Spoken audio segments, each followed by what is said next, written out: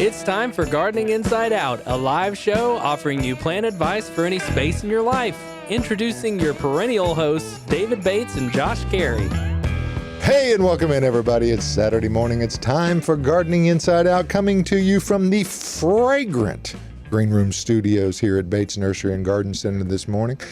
Good morning, David. It smells so good in here today. It does indeed, and it's there's a lot of stuff going on today, and want to make sure we get to all of that and to make everyone welcome. And so thank you for stopping by to see us today. And we're always glad about that. It's that hot, sticky summertime where gardening still has attraction. It just perhaps is a little less attraction than a little moist.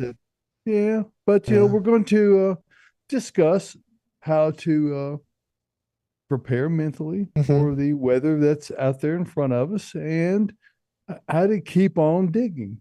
Because that's what we do, Josh. Yes, we do.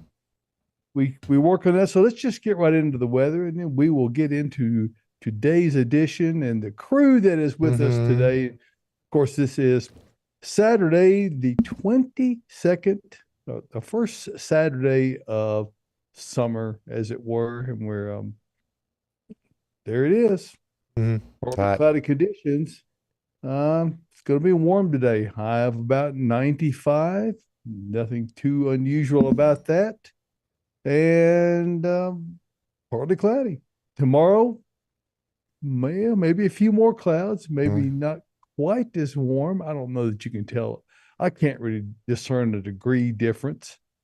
And nor can you tell a whole lot of difference between mostly cloudy, and mostly sunny. They're all various shades of hot, I guess, at this time of year. 95 on Monday. Tuesday's the hot day for the upcoming 97 degrees currently. For Tuesday, there is a chance of some thunderstorms. Everybody would be okay with that. I would. When it comes with 89 degrees for the high temperature on Wednesday. And then we begin the warm-up process following that. 90 on Thursday, 93 Friday, and it says 97 for next Saturday, but that's a week away. Who knows? It doesn't really mean much. We'll look at the eastern U.S. Radar. Really not much out there. There's just a few little spots down here in South Georgia, way back out here in the Midwest. Really nothing else. It's a very non-occurring. Any of y'all got some of that water out there? Yeah.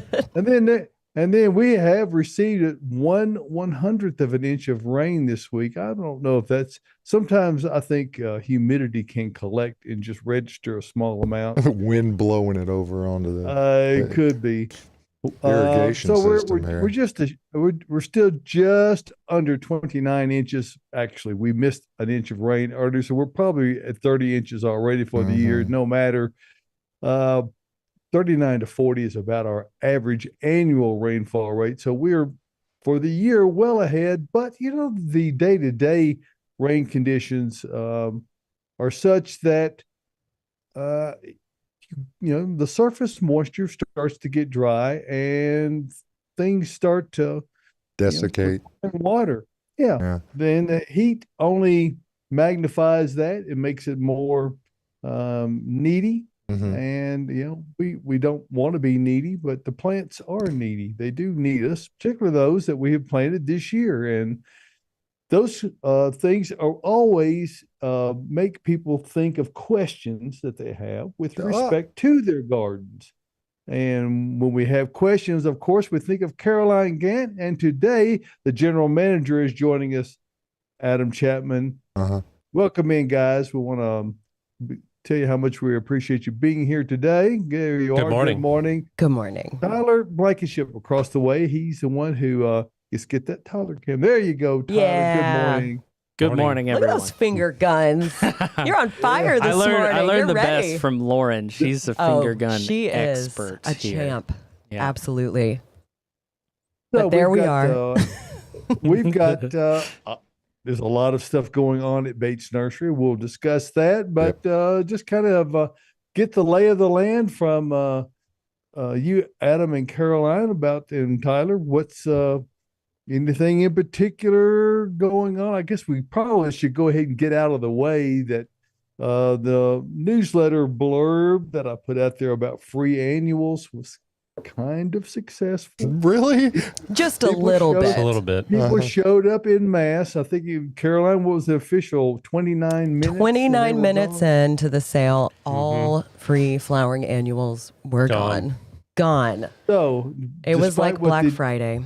If you've only now opened the newsletter for this week, you can disregard all that part because they're gone. Yep. So, but we'd love to have you come out anyway and see the disruption. And Adam, you and the whole crew have been getting along with that as we Yes. proceed towards this resurfacing of our sales lot. It's only been 49 years. I don't know what the hurry has been, but They it's just don't make time it for like they us used to. undertake this.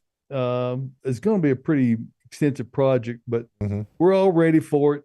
It's just a thing. So, Yep. how you feeling about it? Feeling pretty good. The base trim is empty. The greenhouse is empty. Annual greenhouse is empty.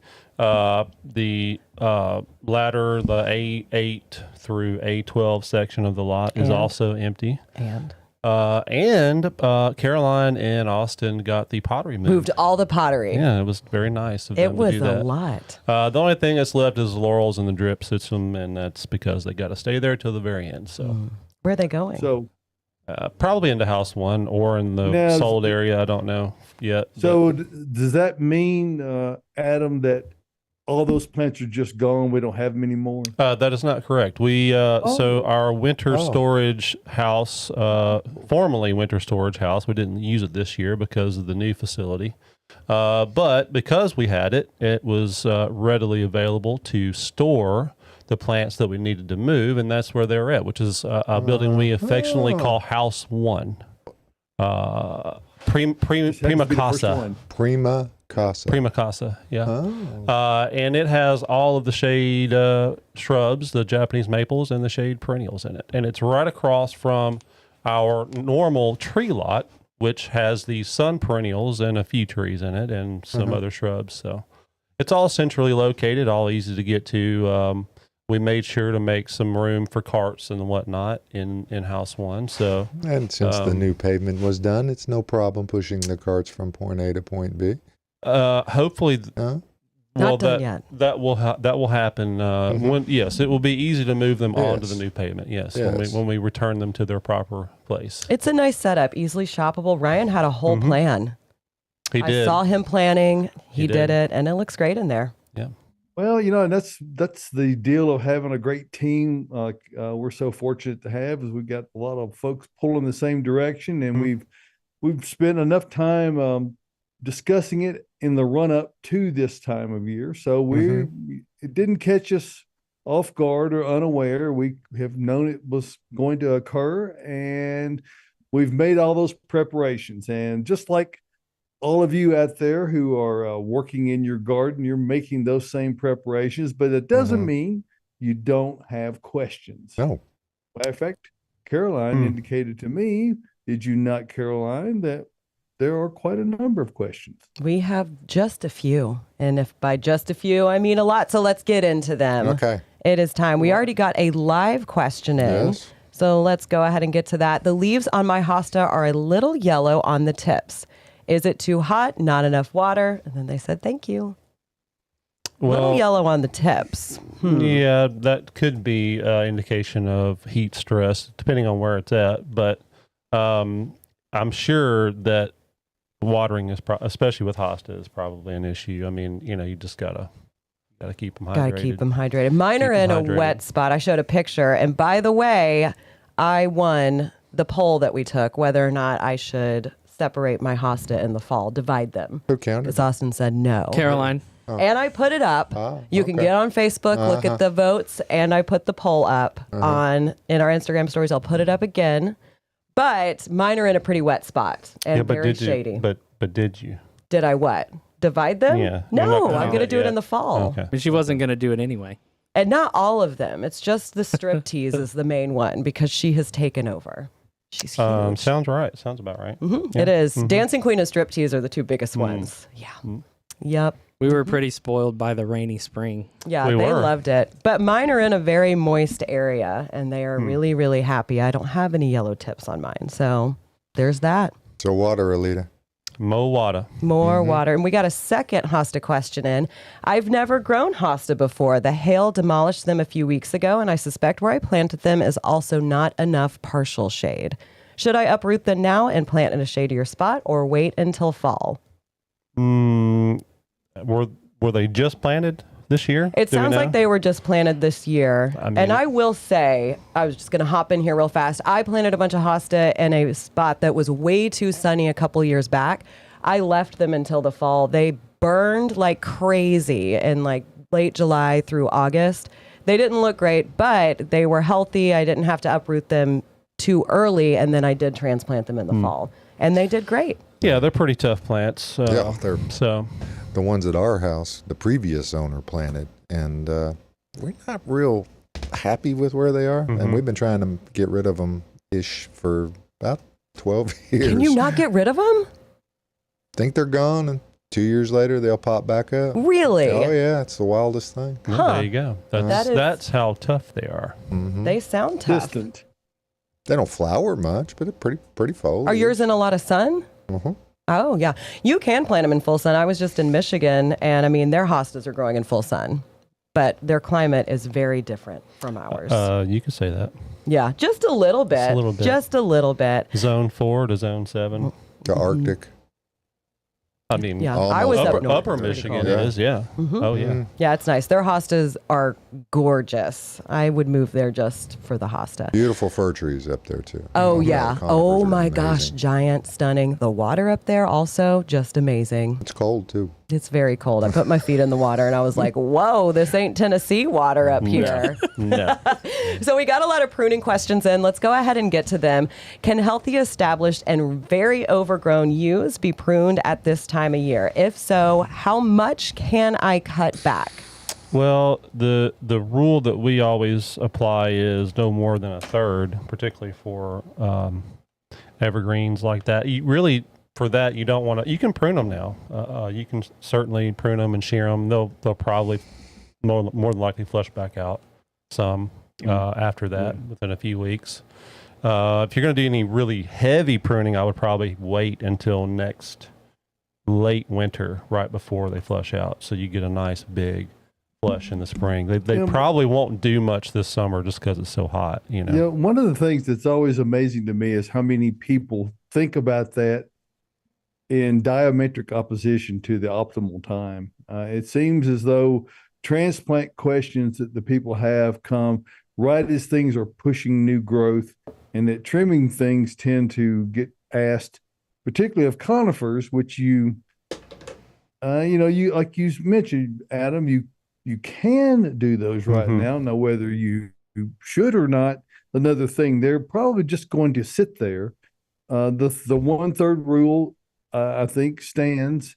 You certainly don't want to cut them back. You can't cut them back like a deciduous or a broadleaf, where that they, if you remove all the foliage on them, well, you might as well go ahead and remove the whole plant. They're not going to come back out, Right. or at least Right. it may take. They could come back. It might take them 3 or 4 years. Yeah, I've seen some. We had some yews at the house I grew up in. I think they were. It was way back in the day. They weren't even dense yew. They were like Anglo something. I don't remember what they were. But my dad cut them back really hard one year, and about 3 years later, they looked good. You know, but it took a while. 3 years. I'm just saying, when you do that to conifers, they either don't recover or it takes them a long time to recover. They're not like a holly or a laurel. Like for last year when folks had all that damage to their laurels, well, now this year Great. they're looking pretty good. So Looking great. Let's talk azalea. We got a couple questions about Okay. pruning azalea. First off, is it too late and hot to trim my old-fashioned azaleas? Yes, I would say. I mean, you can. Will they be mad? Well, what's going to happen is you're not going to have any blooms next year. Now that would be unfortunate. I kind of yeah. think we're right. The old rule, maybe, climatic changes have changed it a bit, but the old rule of thumb is you need to get it done before the 1st of July. And Pretty close to that. so we're pretty close to that. So if you're going to do it, by all means, you need to get on with it. And as Adam was alluding to, the issue, it's not that it will kill them or anything. No. It's just that if you wait later than that, they don't have time to set bud for those buds to mature for the next growing season. So and the flowering season would be coming up next spring. So if you wait later than that, so you're kind of right on the line here. So if you're going to do it, Usually, do it today. correct me if I'm wrong, David, but don't you usually want to prune those essentially right after they're done blooming? Like within. And it's a good rule of thumb for anything that flowers. Yes. Right after Yes. it flowers, trim it. Mhm. That's the time to do it. If that's almost I can't think of many things where there's really an exception to that, where that you could not do it. If once it has bloomed, go ahead and trim it, and then it's ready to go. A lot of people will say they're looking at a flowering shrub like forsythia. They get into the middle of the summer and it's, that thing has gotten so big. You should have trimmed it about 3 months ago. Yeah. Mhm. Yep. Because they put new growth on, and the flowers come on that growth. Mhm. So if you don't trim them at the right time, you don't get that beautiful bouquet of flowers like you would like to see. They look decidedly more sparse. Yep. Nobody wants that. And our next azalea question comes from Miriam, friend of the show. Good morning, Hey, Miriam. Shout out. You've already commented on our Facebook page, so I know you're watching. Now, Miriam is asking about encore azaleas. Is it too late to prune those? And if so, how far can I cut them back? I would say the 1/3 rule probably applies there as well. Yeah. And encores are the exception in the azalea world in that they bloom on new growth as well. So what that would do if you prune them now, you probably wouldn't have any blooms this fall, but you would still have blooms next spring. So that wouldn't be terrible. No. She'd still get some No. blooms. She'd still get some beauty. She likes But she'd have flowers. to wait until. Yeah. Miriam does like flowers, and she loves the Carefree Wonder Rose, which I love. Uh-huh. Just amazing. A Yeah. beautiful, carefree. Well, Wonder that one's, I Rose. think, almost directly related to the native wild roses, I believe. That would make Nearly sense with wild. how well it grows, and I don't have a lot of issues with mine. Now, I did transplant mine about a month ago, and it's not too happy. Are those the ones that Austin calls ditch roses? Yep. No, is it? Not the I mean, Carefree Wonder. Well, there's nearly No, no, wild. no. Nearly, Well, he's got nearly ditch wild. lilies. Yeah. Okay. There's nearly wild, which is I think really close to the. Now, I wild rose. planted They a don't wild call 'em rose at my Carefree house, and it has Wonder taken for over. nothing. Exactly, David. You are correct about that. All right, let's move to some hydrangea questions. Hypothetical question. What if I prune back my Annabelle hydrangeas right now? They would probably bloom again in late August, early September. I wouldn't be surprised as long as they got enough water and if you fertilized them. Yeah, and one of the things that people probably don't realize, there's no reason why they would realize it, but the big growers, the big nurseries that produce a lot of things, particularly these Annabelle hydrangeas and other similar cultivars, is that they do a technique called cycle pruning. And to Adam's point, they'll prune maybe a third of the group of their plants every 2 weeks and what that does is that keeps them with the ability to ship plants that are in bud and bloom for a much longer period of time. So you can in fact control when they flower based on how you prune them. So now I don't know that technique, a third of them at a time, is going to be that effective in your landscape. but that's how it is done. So that if you show up here and you say, well, God, how are yours in bloom and mine are not? That's how that happens, is that the nurseries, you know, when you have control over large blocks of plants, you can do little subtleties like trimming. Right. It's particularly, excuse me, effective on plants that bloom on new growth. So because you can shear them, like the shrub roses are that way, Annabelles, paniculata hydrangeas, anything that blooms on new growth, you can do that. You can do it with old growth stuff, but I don't think it's quite as effective. Well, you know what's really good for old growth or new growth? What, Josh? Plants? Earthmix? Earthmix garden products. That's right. Or annuals, perennials, herbs, vegetables. Whatever you're planting, there is an Earthmix garden product for you and your particular application. Even if it is tropical plants. Caroline will, of course, be quick to point out the fact that Proganics is the preferred choice. The best. Just one of the reasons for that is the fact that it does not contain peat moss. And you might wonder, well, what's wrong with peat? Well, as far as a growing medium, there's nothing wrong, but it does have one really bad trait in that it tends to attract these fungus gnats, which are annoying. And when you're growing plants in the house, having these gnats present they're just a nuisance. And so if you want to avoid one more little nuisance of life, use Proganics in your house plants, and you won't have fungus gnats there, not attracted to it. Another good quality of all Earthmix products is that they're 100% organic. It doesn't matter which product you're choosing, whether it's Supernatural, Garden, Proganics, Landscape, they're all are sustainably produced and done so right here in Nashville, Tennessee, without chemical additives. The only thing added is additional amounts, Josh, of endo and ecto mycorrhiza fungi and humic acid. Now, these are things that Mother Nature already provides, but we provide extra amounts of those to make sure your plants get optimal amounts, so that when you use these products to plant in your landscape, you're not really going to need to fertilize for at least a month, probably longer, because the plants are much more capable of utilizing the nutrition that's already available. So the thing to do is to look for Earthmix, and it's available all over Middle Tennessee, Kentucky, now even over into North Carolina and into Idaho. And you can simply put your address in here in the box, and it'll give you the turn-by-turn directions for the location nearest you. Or you can simply zoom in to a location nearest you. And Tyler, it's Rudy's nursery down in Killen, Alabama. Is one of our Rudy's has been with us for a minute. Indian Creek Wholesale Nursery in Madison, Alabama.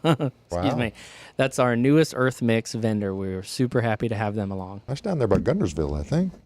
Madison. That's Huntsville. Huntsville, yeah. Yeah. Also, the garden by Teresa B. Bryant over in Burnsville, North Carolina. So anyway, for a complete list, you can either zoom in or put your address in. And if by chance you are an independent garden center or other dealer that might have interest, just click up here on the dealer inquiries tab, and it'll take you to where we'll get back in touch with you and tell you all about the Earthmix story and what makes the Earthmix product line unique from anything else in the marketplace.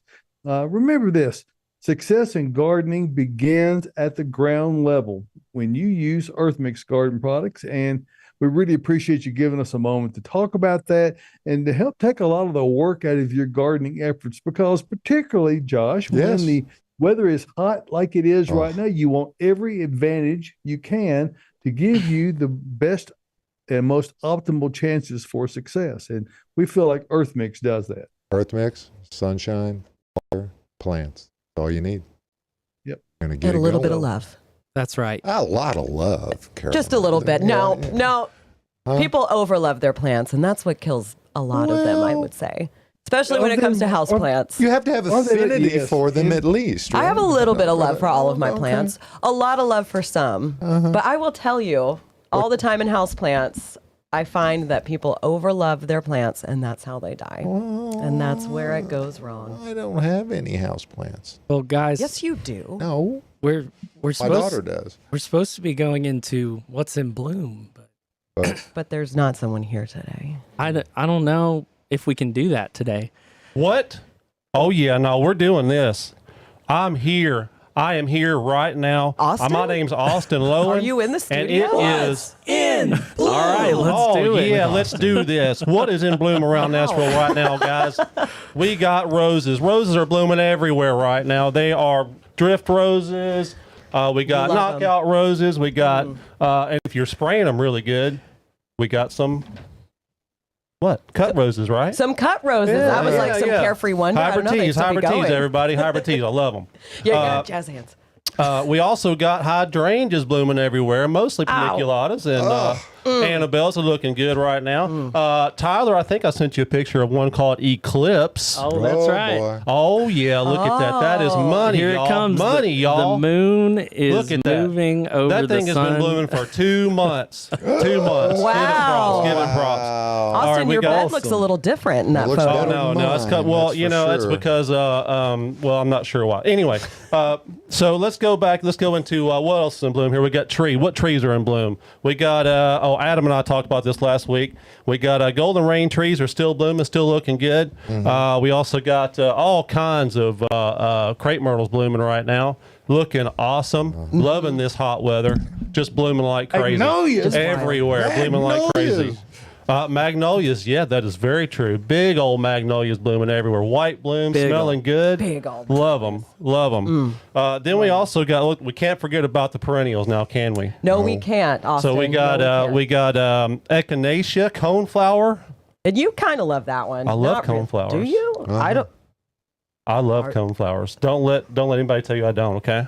Oh, wow, Austin. For the record, Austin loves coneflowers. He Wow. dropped into the studio this morning. Okay. We got nepeta blooming right now. Oh, yeah. We got Russian sage Yeah. showing out everywhere. We got butterfly bush. Is that a shrub or a perennial? What do you think? I say it's a shrub. I mean, I would Anyway. say it's both, right? Shrubbiennial. A shrubbiennial. Well, then we got the annuals, which is awesome. My tunias are blooming like crazy. Are you? Which is your favorite tunia? Well, right now it's those black tunias. I can't Yeah. believe those Because things. you goth, awesome. Austin. Austin turned into a goth gardener this year. I'm He's proud got of the, he's you. got I did. the I pink love it. and the black. I love it. And you know, there's some annuals that don't get enough credit for blooming. You know what those are? What? Veggies. Veggies You know what? Those yellow You know what, blooms on the Kev? You're tomatoes right. are just Just money. and cucumbers. Money. money. Beans. Money. Yeah. And last but not least, let's talk about. Oh, I already talked about that one, didn't I? Uh-oh. Anyway, Let's talk about your favorite. What is- Rudbeckia. Rudbeckia. Oh, I hate Rudbeckia. You love it. I hate it. Dang, I was trying to trick you. Rudbeckia is terrible. Zinnias. Rudbeckia, zinnias. And zinnias. They were were in two the of me and zinnias. Easy Josh's now. favorites. Yes. I brought these zinnias in here last week because you weren't here. I know, because y'all missed me so much. You had Yes. to have zinnias in here. Yes. Thank you. You're welcome. Mine look gorgeous right now. They're So do clean. mine. They were covered in butterflies. Oh, you know what I forgot? But you know why I forgot it? Because it's for another segment. I don't want to take away from the What's in Room segment coming up. You want to take away from No, I it? don't. Oh, okay. I don't. Okay. All It's right. very obviously what it is. Is It's that what's in bloom? That's what's in bloom. Okay. Thank you, Austin. Yeah, Austin, I'm glad that you dropped in. Come on, Kev. All right, I all gotta Need go. to work from on that Panama City. upper arm tan, though. I got to go back to fishing I now. don't know what happened. Coach Dan. That's okay. All right. Well, it was good to have you in the studio, Well- Austin. I'm glad you dropped in. I got to fly back now and go fishing. All right.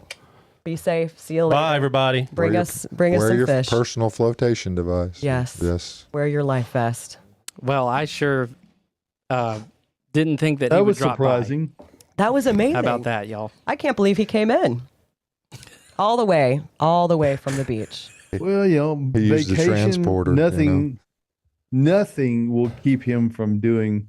Apparently not. He might look a little different Mhm. when he's on vacation, but it's the same. Obviously, genuine, authentic.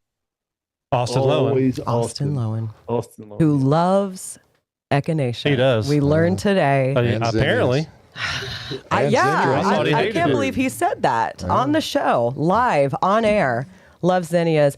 Hey, speaking of what's in bloom and all the flowers, let's get back to questions because we've got some good flowering perennial questions. When is it safe to transplant milkweed and yarrow? Oof. What time should they 3:30? do it? Definitely. 3:45. Ooh, What? a little bit later. Oh Yeah, my it's gotta be a gosh. little bit later. Why would you do that now? Josh Yeah, looks you would. shocked. Well, I mean, to me, I wouldn't transplant them. Well, they said, when is it safe? Oh, I would safe.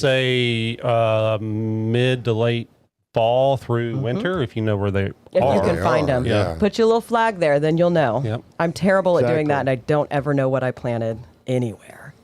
The upside down paint that people use is a little tacky. The too. It upside is. down paint? Yeah, man. Yeah. You, What does that mean? The line paint? Yeah, spray line paint? paint. Yeah, Yeah. Paint's upside down. Oh, I was like, a paint bucket upside down? That sounds crazy. But Okay, that's that makes more actually not a sense. bad idea. It works. For folks. If you want to paint a circle around where the root ball is, even a flag can be misleading because you don't know, is that the Right. center, is that the edge? So if you paint a little circle, while they're still up and growing, and then put a flag with it, a month or two later, when it gets into say mid-October and beyond. And you can which drive is the coach really, people crazy. When you call before you dig, you put the blue ones So over here. what are and the these red green ones. circles on the ground, man?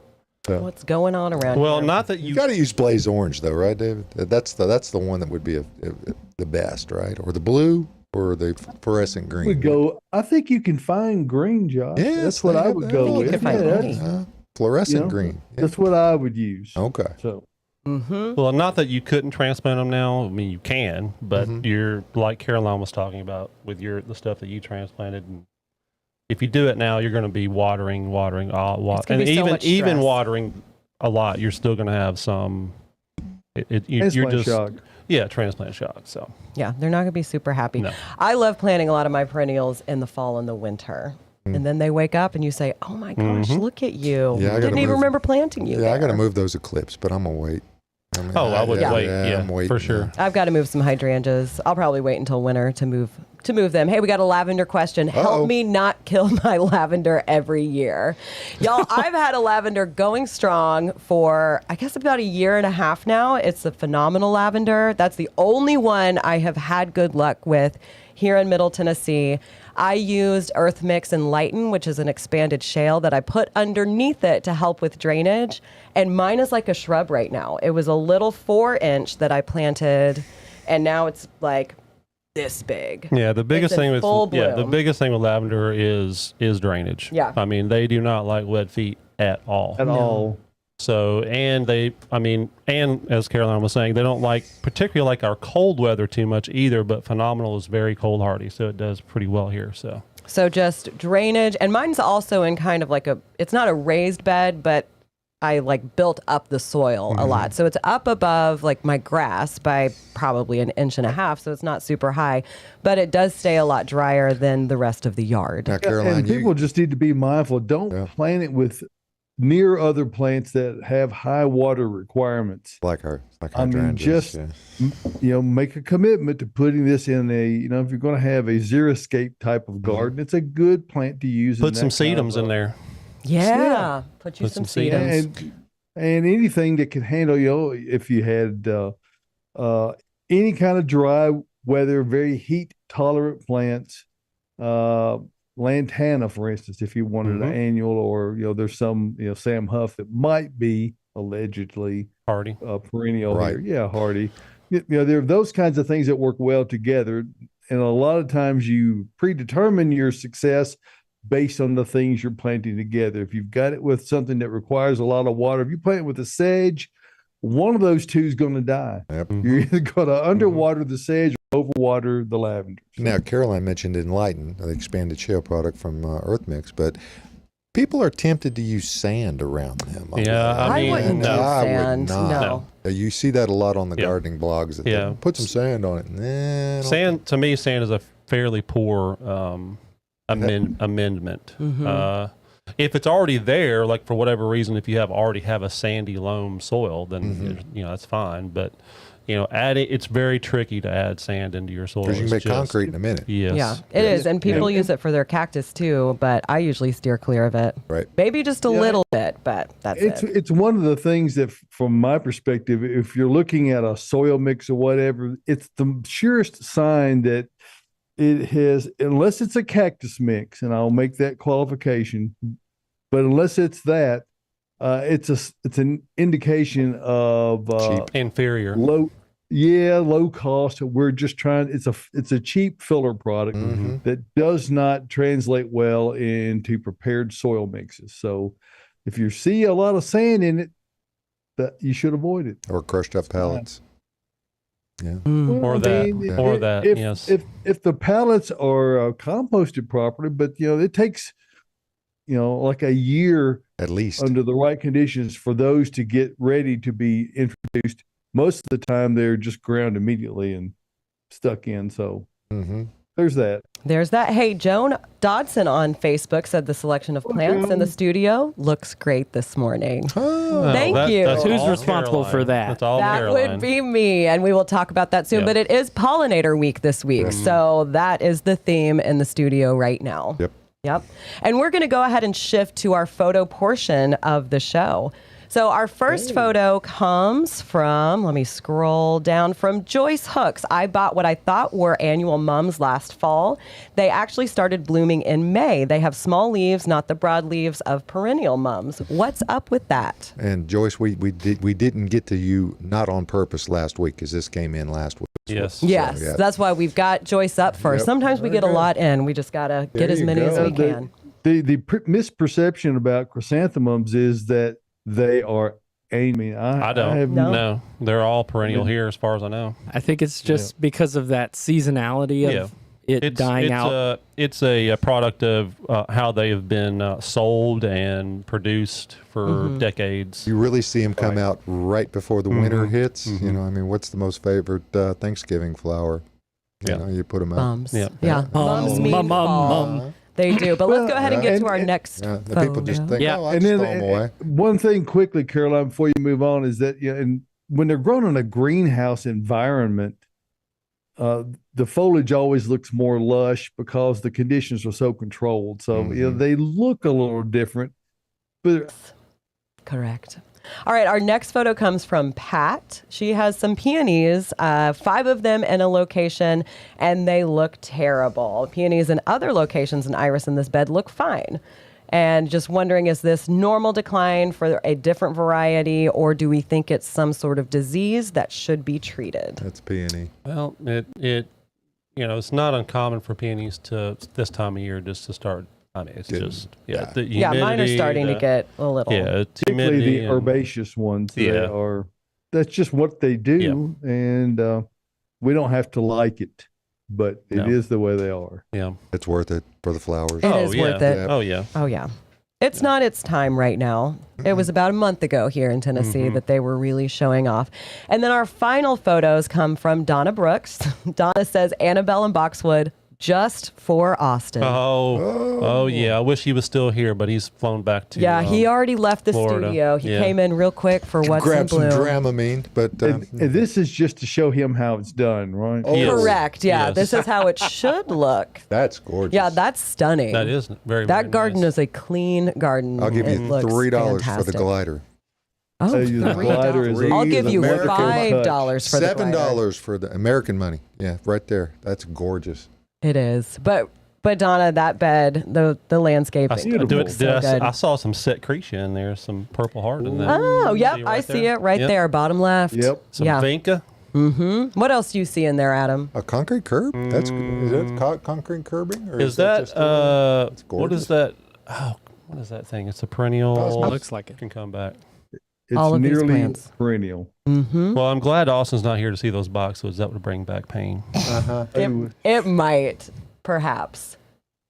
All right, y'all, but let's talk about where those plants could be found, could be purchased. I know I have a lot of secretia up in houseplants right now. And where are we? Caroline, you're right. Those plants and a whole lot more available widely, despite the fact that it might not look like it. we have all those plants available at Bates Nursery and Garden Center now. We've talked a little bit at the top of the program, and we'll be talking about for several weeks about this renovation project we have going on facility wide, and it requires us to move things about. And Adam's been actively engaged in that, along with our entire staff, on relocating plants into areas that they would not normally be. Simply because we've got to work on half of our area at a time of our normal sales lot in the entire greenhouse area. So it's a bit of a challenge, but we're up to it. And what we have done is to put plants in other spots. The shade plants that have got to have cover are in what we call our building one, our number one building. It's that first big long greenhouse that's runs along the road behind the garden center. Japanese maples, all of our shade plants are all in there, including our shade perennials. If they're not in there already, they will be really soon. Oh, they are. So, So they're in there. And you're going to see a lot of cleaning process and all that going on.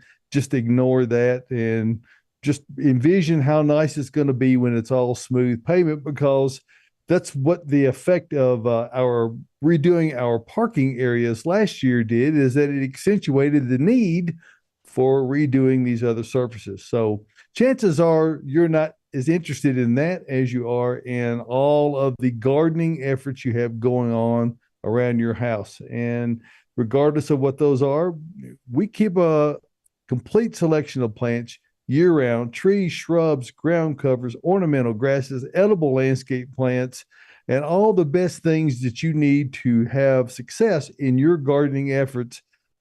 That's what we do here at Bates Nursery and Garden Center. We don't we occasionally dabble in plumbing because we have to irrigate plants. Adam does more of that than anybody currently. And we also dabble in resurfacing of hard surfaces, but that's something that we, just like an every 50-year thing. But you don't sell light bulbs.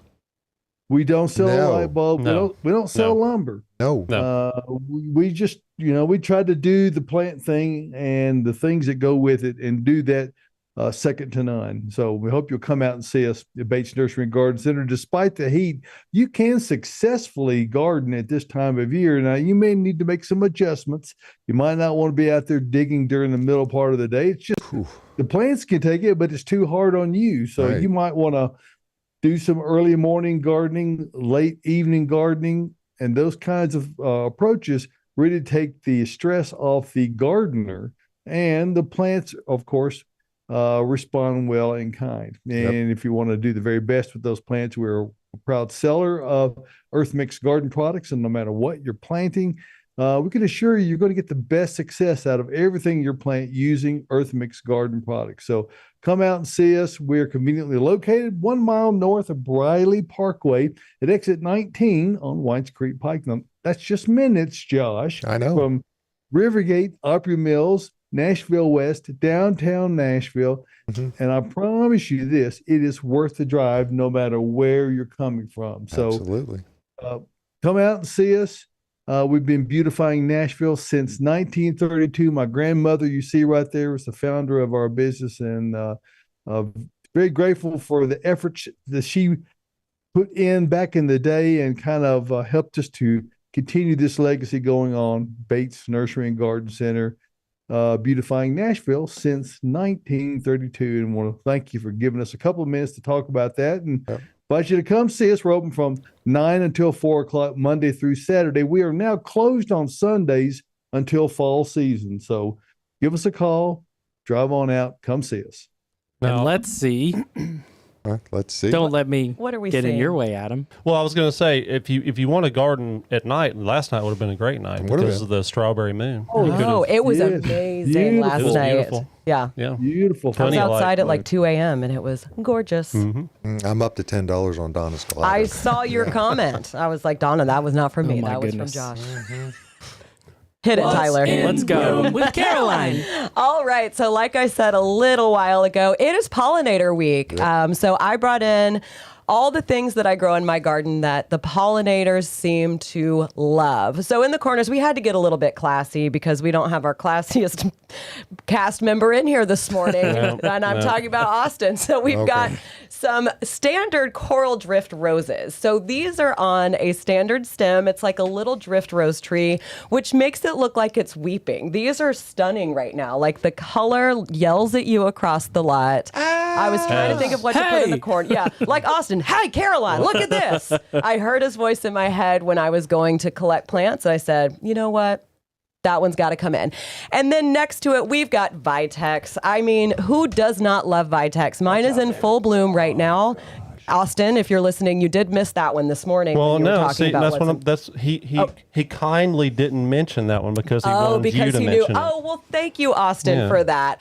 But Vitex, mine is in full show right now. I love this plant. The bees love it. There's so much insect activity around mine. We've got like your blue purple right there next to that coral drift rose. But then down in front of the TV, it's not in full show just yet, but it's a more pink one. Yeah, you don't see that quite as often as you do your typical Vitex. Kind of reminds me of Rosie Milligan's rhododendrons, how they're kind of that line between pink and lavender. You can't really, you know. I see what you're talking about. I don't know if we can really see it in. There's one right there.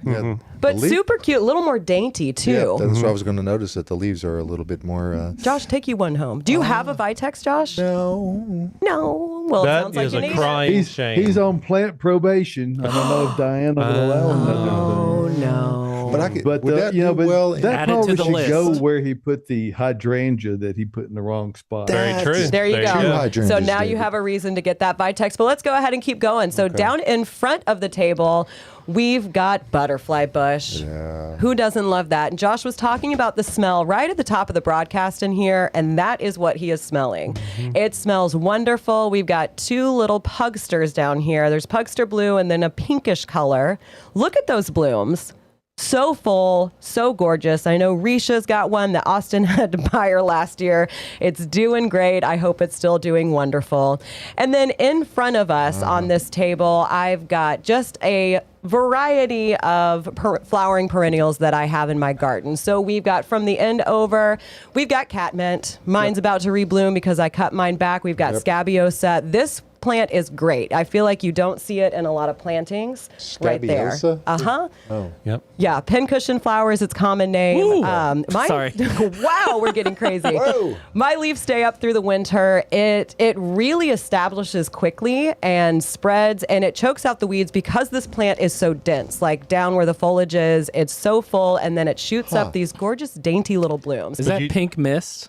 Yeah, I believe this one is, because usually it's a lot more blue. It's like a periwinkle lavender. And then we, of course, had to bring yarrow in. Y'all, that one's great. We got moonshine right there. Two types of echinacea, orange and red next to that. Whoa. And then in the middle, we've got a heliopsis. This one's called sunstruck. So if you look at these leaves, it looks like it's deficient. It looks like it might be a little bit sick, but it's not. It's got this cool yellow variegation in the leaf. I don't have one of these. They're almost transparent. They're almost transparent. It's they're- really cool. It looks kind of like the chameleon ZZ, which I have up in houseplants. And behind it, we've got a little blue stem. This one is called chameleon. Yes, it's called chameleon. I had to make sure I was right about that. Now, this is a host for skipper butterflies. So this is a great one to add to your perennial beds, to your pollinator beds. It blooms, mine blooms like late summer, very early fall. It's native. It's great for erosion control. Blue stem grasses are fantastic. And lastly, let's talk about what's on this Lazy Susan. What is it? Boxwood. And you know why I put a boxwood in Because here? Austin's not here. Because Austin's not here. We had to bring a little bit of Austin in here, and we've got a green beauty boxwood that we're featuring today because we are missing our green beauty in the studio right Adam, now. you renamed the Lazy Susan last week. Yeah, that's the Hot plate. The hot plate. I don't know how I feel about that. I'm going to have to simmer on that hot plate for a minute. But thank you for going on the tour of What's in Room. Austin is here with us today as a green beauty boxwood, which is what he truly is. So yeah, that's it. That's all I got. You guys are One more note. speechless right now. Stunned. We Stunned. did get So much a color. really nice email that I don't know if I shared with you or not from Sherry Flaherty. regarding a wildflower garden that she planted based on your seminar that you did and sometime in the past. I'm not exactly sure when, but just a few months ago.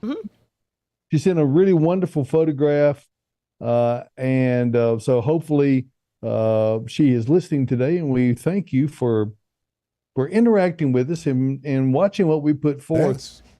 Because we got some really sharp people around here. That would be the Bates Nursery Botanical Boot Camp. Correct, Yes, Josh. And Tyler and I are BBCU. Yes. Uh-huh. Tyler and I are working on some upcoming webinars. So if there is something that you want to learn more about, that you want to have one of our specialists talk about, you can email us. You can put it in the comments.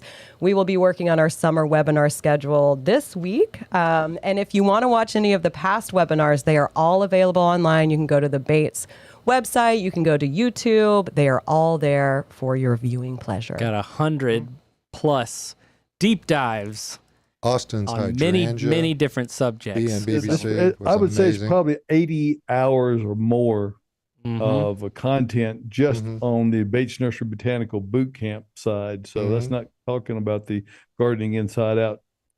We got a bunch of those too. So anyway, we do. And one nice thing about the webinars is you can participate in it. So if you watch it live, we run it over Zoom and Facebook. You can ask questions as we go through it. So what you can't do if you watch it later, we will get back to you, but we can answer those questions live. So let's get back to some more questions that we have in for the show this morning. Okay. Salvia. What is the best thing to do after deadheading? Watering? Fertilizing? I want it to rebloom. Both. Yeah. I mean, I deadhead mine. Well, I give mine a pretty big cut back because mine gets pretty leggy. About this time, I haven't cut it back, and it will rebloom. Yeah. Put some flower tone on it. Water It should be fine. Yep. I think it'll be okay. I heard something. Yep. It must have been another question. Started a wildflower meadow this spring, and my Baptisia and Black-Eyed Susan are becoming deer food. How do I deter the deer from the flowers without a fence?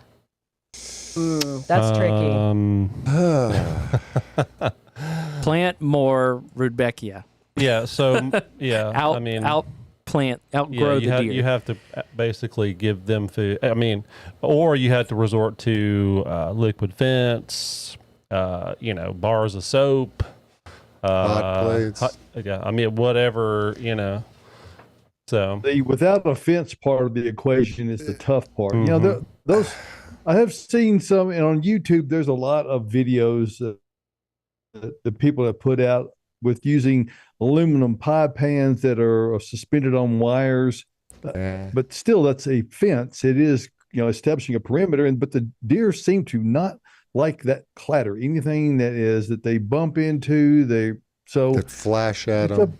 Yeah, but there's just so few plants that they are repulsed by. They seem to like almost everything, not quite everything. So again, using that with some plants that they don't like. Now, around the perimeter. You could around the perimeter. They don't like anything that has a very strong scent. Their olfactory senses are very sensitive. So anything that has a strong scent is going to deter them somewhat. I'm not saying it's perfect, but it'll help. It'll be something. Yeah, but the problems with some of the repellents is that you have to repeatedly repeat them.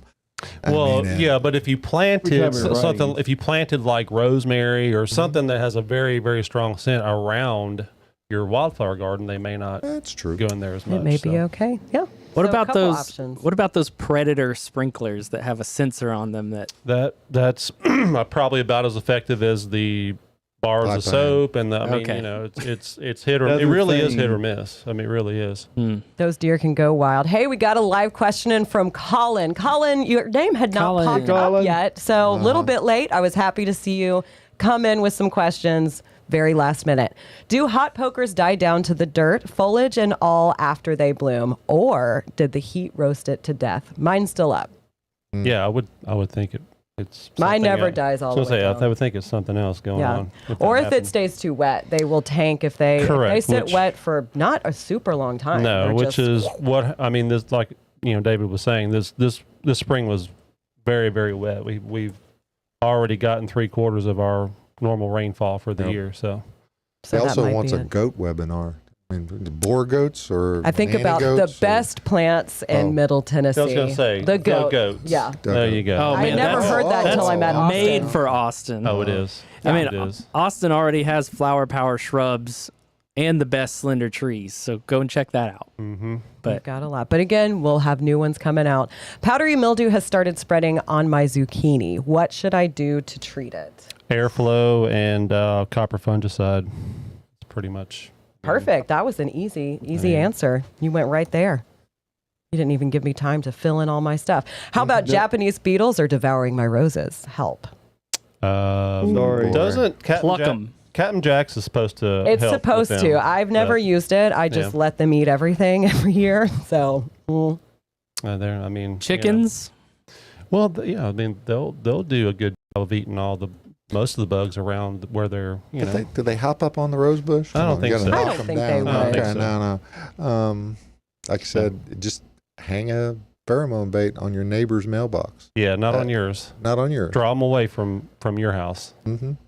High up. they're at my house now. I've seen 2, but I know I'm about to see 1 million.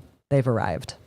How about this? What are the pods on my redbud? Will they ever fall off?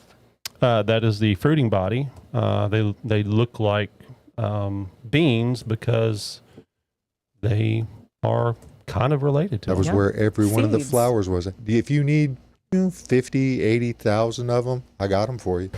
So, You tell me red buds is beans? uh-huh. That's crazy, cool. man. I'm saying somewhere in the distant past, Uh-huh. they were the same plant. Yes, is what I'm saying. So it's a bean tree. Well, it's Snow peas. related. It actually looks more like snow related peas to me. to So. legumes. It really does. A giant kind of flat. Those snow pea. early Well, I guess those season aren't flat. blooms do look like.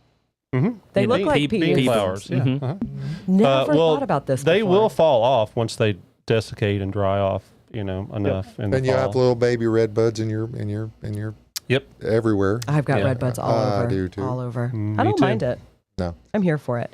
Hey, we did get another email from Pat about a question we had the previous week. She says, you had a question last week on the broadcast about drift roses looking ratty.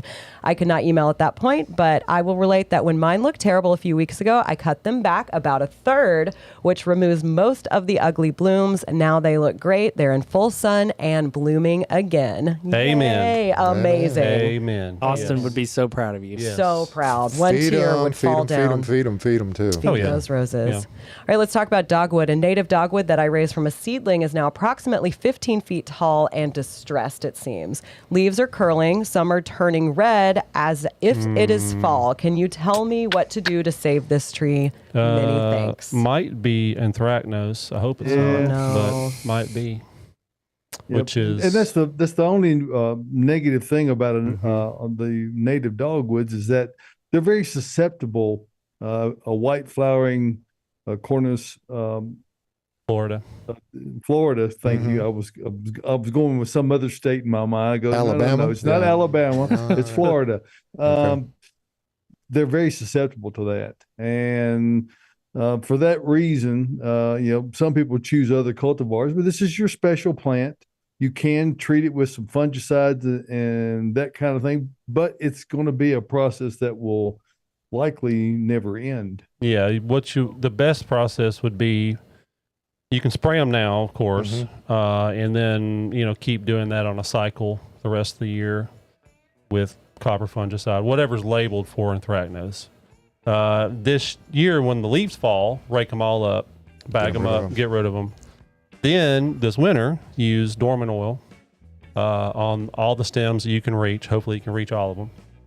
And then next year, repeat the process. Boars like them too, though. Don't they? But if you do all those things that Adam suggested, you'll be ahead of the curve. Yeah, buddy. Working from behind. It'll be a lot more effective. Yes. And you know what? What? We have gone through an hour of Q&A.